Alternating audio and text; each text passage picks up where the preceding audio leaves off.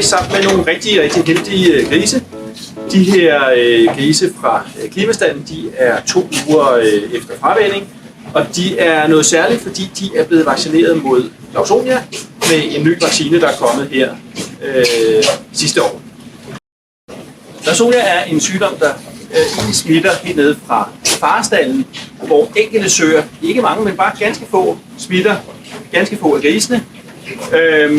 Og de bringer det så selvfølgelig med sig i Klimastalden, hvor de bliver blandet sammen, spreder det til andre grise, og der har vi den her meget langsomme smittespredning op gennem Klimastalden, hvor vi i virkeligheden fra den første gris til den, bliver smittet til den sidste, der kan gå ugevis. Hvilket faktisk gør det vanskeligt at behandle Lawsonia og finde det rigtige behandlingstidspunkt. Fordi kommer man for tidligt, jamen så rammer man ikke alle de grise, der med tiden bliver syge. Kommer man for sent, så risikerer man, at flere af dem bliver for syge, inden man får lavet behandling. Så den her vaccine hjælper markant til det, i det den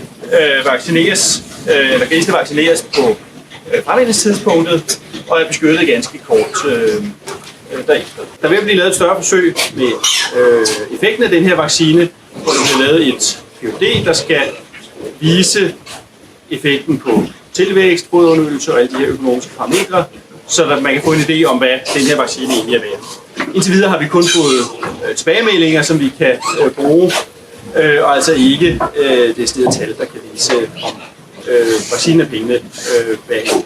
Det vi har fået tilbagemeldinger på er især medicinforbruget, hvor vi i alle besætninger, der går i gang med den her, ser et markant fald.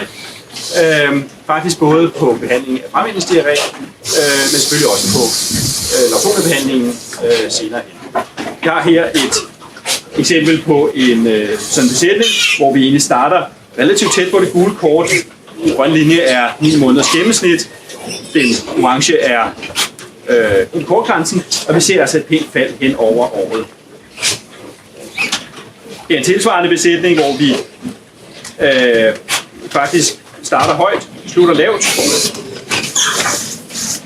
Og her igen en besætning, der egentlig i forvejen ligger relativt lavt, men faktisk slutter endnu lavere. Det vi også hører, det er, at folk, der bruger den her vaccine, ikke faktisk tænker så meget på, hvad den koster.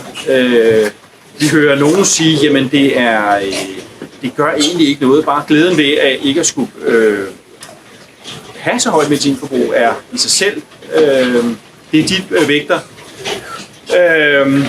Andre siger, jamen altså, det med hele tiden at skulle ligge på undersiden af det gule kort og hele tiden tænke over det og så videre, det er simpelthen frustrerende, så den her vaccine har simpelthen givet det ro. Det vil de gerne betale for, og de er sådan set ligeglade, om det kan svare sig i kroner og øre. Andre siger, at de mener bestemt, at de kan se en forbedring i tilvækst, fodunderydelse osv.